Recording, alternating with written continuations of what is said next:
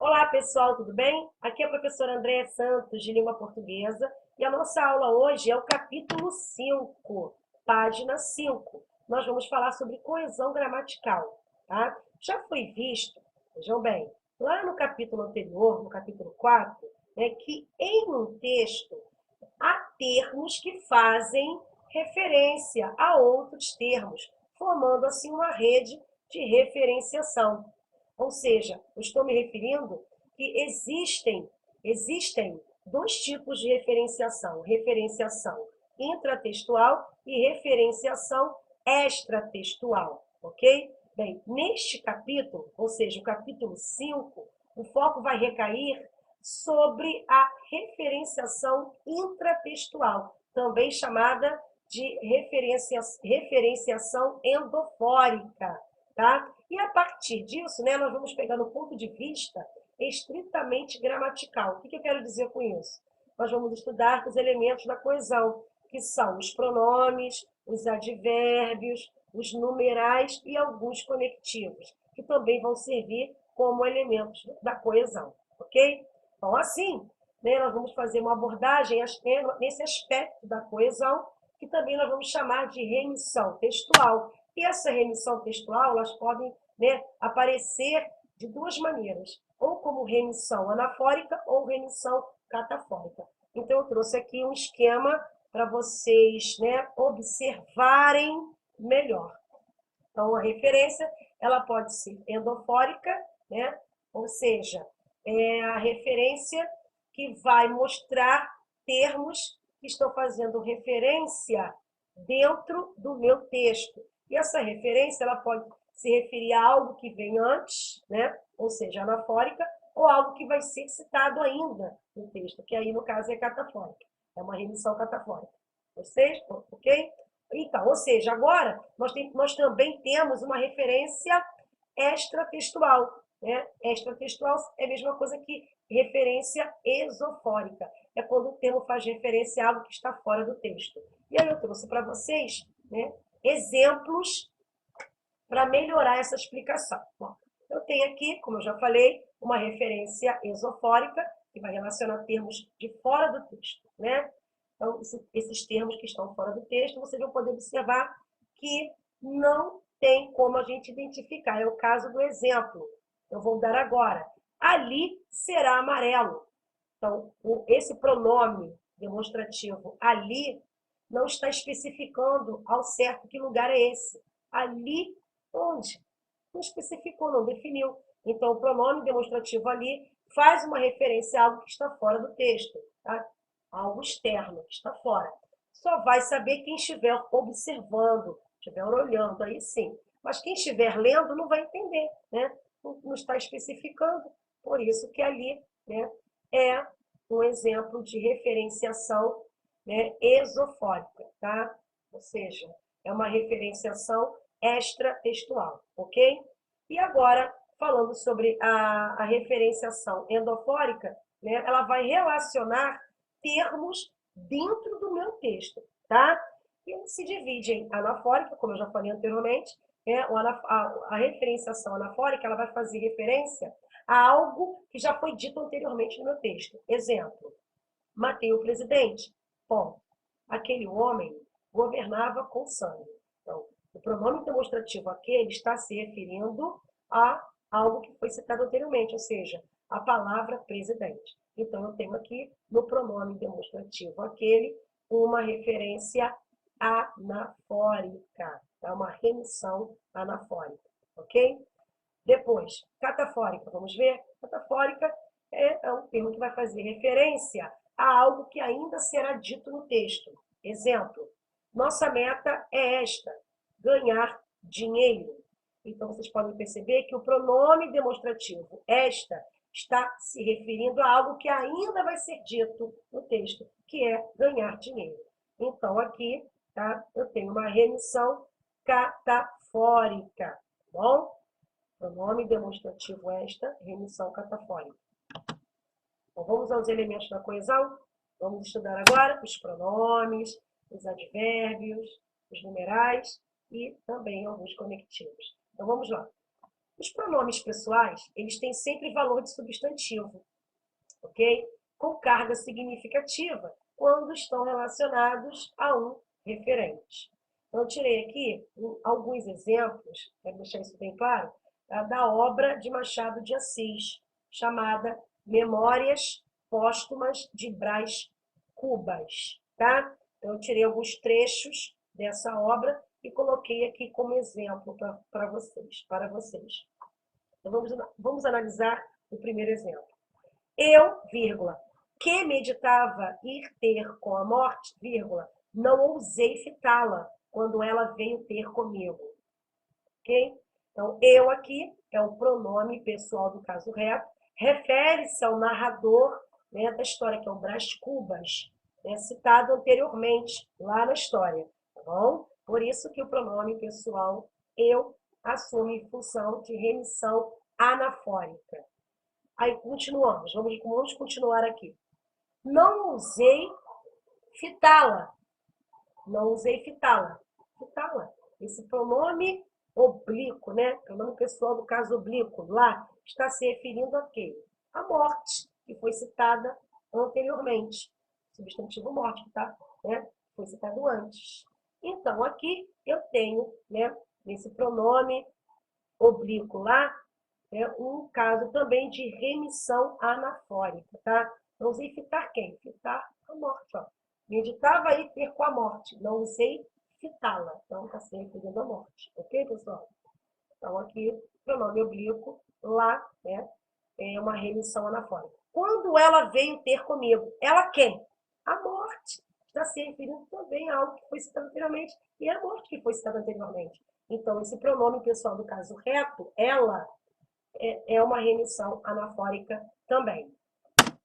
Outro pronome agora, vamos lá. Pronomes demonstrativos. Bom, aqui nós temos, além da remissão que eles vão expressar, né, a remissão anafórica ou catafórica, esses pronomes demonstrativos, eles também indicam a posição no tempo e no espaço. Vamos ver? Mal comparando, é como a raia miúda, que se acolhia à sombra do castelo feudal. Caiu este e a raia ficou. Então, esse pronome demonstrativo, este, está se referindo a algo que foi citado anteriormente, ou seja, está se referindo ao castelo feudal. Sendo assim, o pronome demonstrativo este é uma remissão anafórica, ok? E ainda assim, também, né, indica uma posição de espaço, porque castelo é um lugar, não um espaço, tá bom? Outro exemplo, Virgília? Mas então, era a mesma senhora que alguns anos depois? A mesma. Era justamente a senhora que em 1869 devia assistir aos meus últimos dias e que antes, muito antes, teve larga parte nas minhas mais íntimas sensações. Naquele tempo, contava apenas uns 15 ou 16 anos. Então, aqui, né, eu separei aqui, destaquei o pronome demonstrativo naquele, tá? Naquele. E vamos ver que esse pronome demonstrativo naquele está fazendo referência a algo que ainda vai ser citado no texto, que é a palavra tempo. Tá? Então, sendo assim, naquele é uma remissão catafórica, ok? Mas também, preste atenção, esse pronome demonstrativo naquele, ele também vai fazer uma referência, tá, a uma passagem daqui do texto, tá, gente? Que veio antes, foi citado antes, né? Foi citada antes. É essa passagem aqui, ó. Antes, muito antes, que eu sublinhei, tá vendo? Então, esse pronome demonstrativo naquele também faz referência a essa passagem. Sendo assim, o meu pronome demonstrativo naquele assume, né, a função, né, de catafórica e anafórica, tá? Ele assume duas remissões, remissão catafórica e remissão anafórica, beleza? Sendo assim também, né, eu tenho aqui no meu pronome demonstrativo, né, naquele, também uma indicação de tempo. Foi? Outro pronome agora que nós vamos estudar são os pronomes possessivos. Além da remissão, que eles também podem expressar, né? Remissão anafórica e remissão catafórica, eles também indicam a posse em relação às pessoas do discurso. Vamos ver? Exemplo. Aí tem o leitor, em poucas linhas, o retrato físico e moral da pessoa que devia influir mais tarde na minha vida. Então, vocês podem perceber aqui que o pronome possessivo minha, né, está fazendo referência a algo que ainda vai ser citado no texto, ok? E o que vai ser citado aqui no texto é o substantivo vida. Sendo assim, o meu pronome possessivo minha é uma remissão catafórica, ok?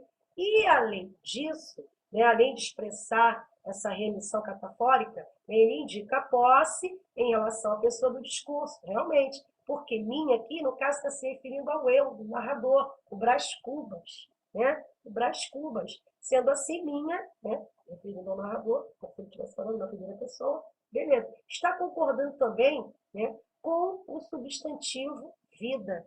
Vida é um substantivo feminino no singular. Logo, o possessivo minha também concorda no feminino e também no singular, ok? Agora, os pronomes indefinidos. Os pronomes indefinidos, vamos ver agora, referem-se à terceira pessoa do discurso, de modo impreciso ou genérico. Nós temos um exemplo aqui, vamos ver? Os séculos desfilavam num turbilhão, e não obstante, porque os olhos do delírio são outros, eu via tudo o que passava diante de mim, os flagelos e delícias, desde essa coisa que se chama glória, até essa outra que se chama miséria. Então, eu separei aqui, né, eu destaquei aqui no texto, né, o pronome indefinido tudo. Tudo. Vamos ver? Eu via tudo o que passava diante de mim. Tudo o quê? Os flagelos e delícias.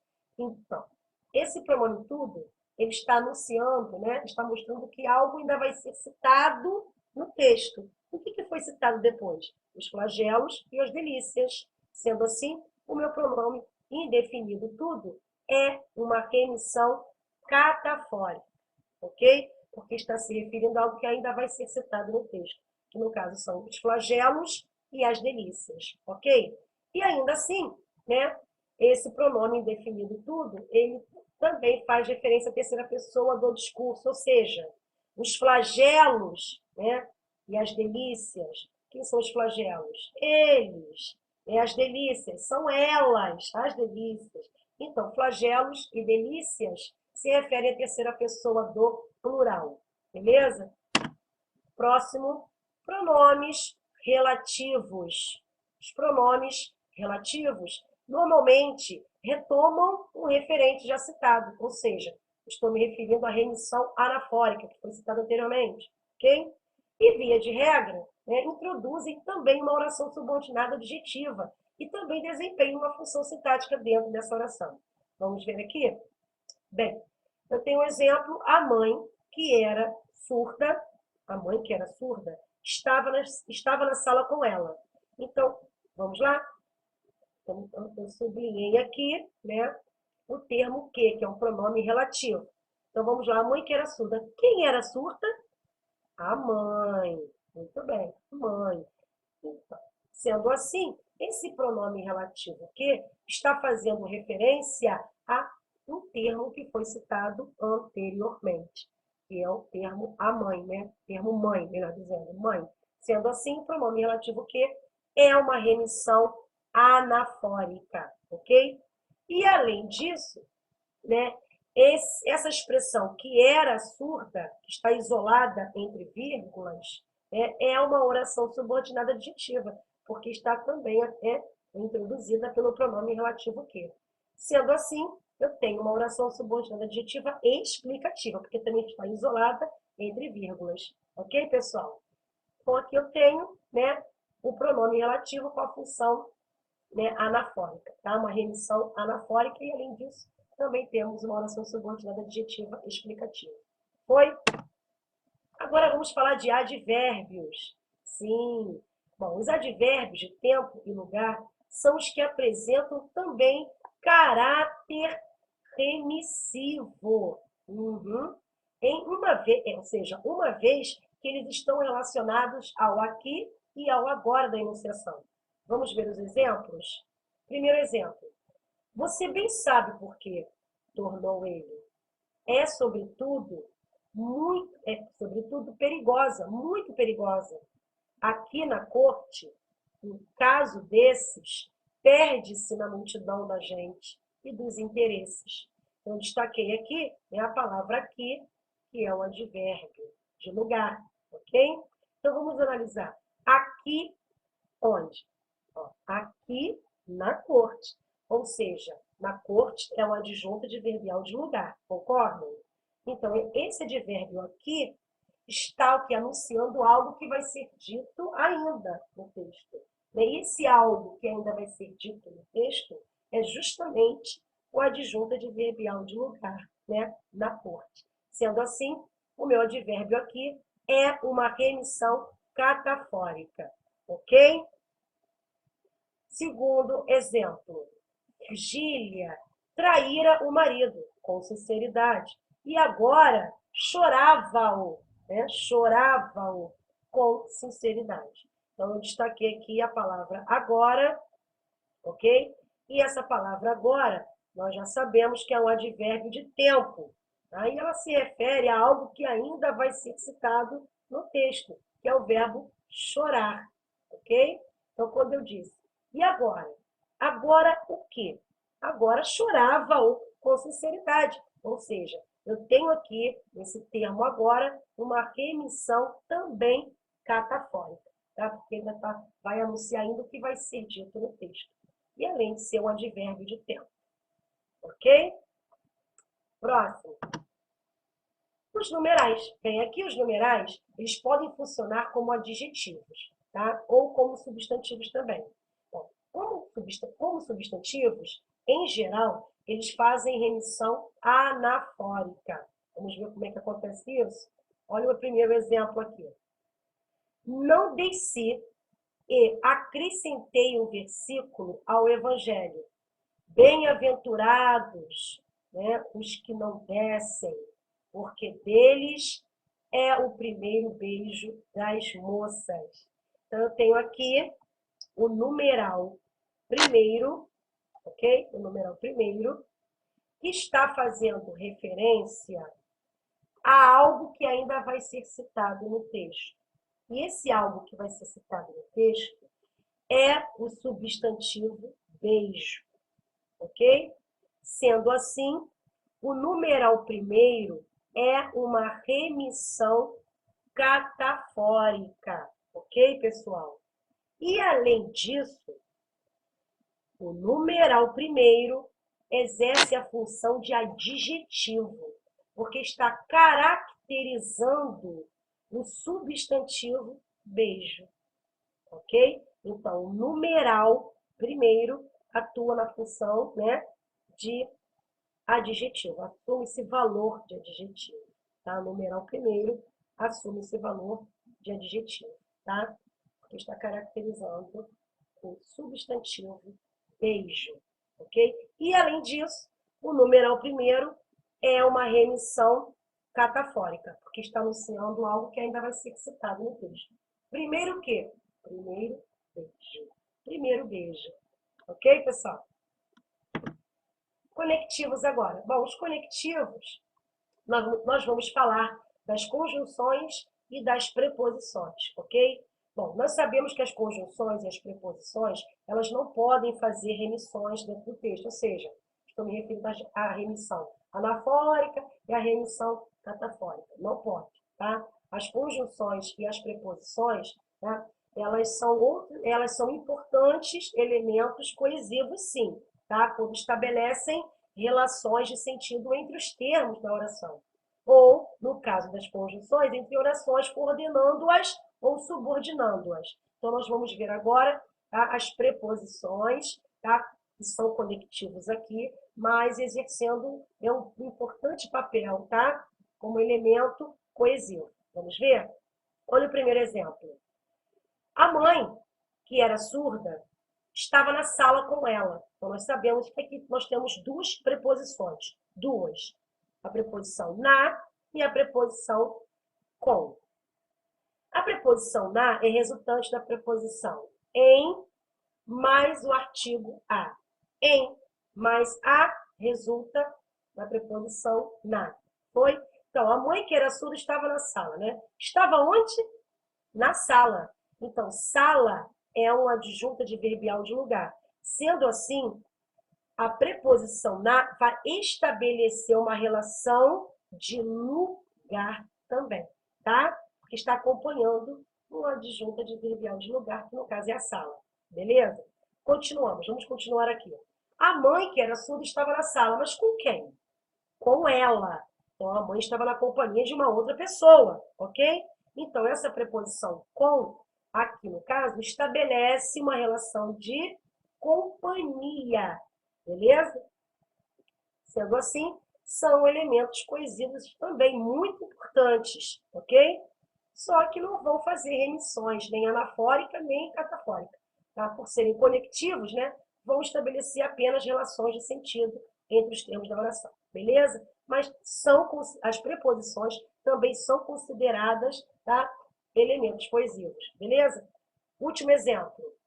Era um erro fatal. Mostrou que eu ia colocar-me numa situação difícil.